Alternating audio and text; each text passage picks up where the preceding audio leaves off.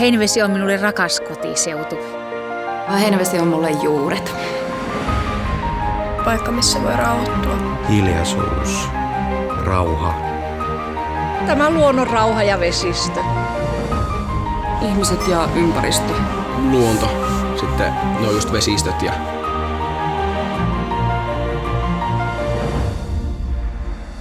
kaupungista kun tänne tullaan, niin täällä on rauhaa, erilainen ihmisten asenne. Kesä oli hyvä, talvi hyvä, erilainen.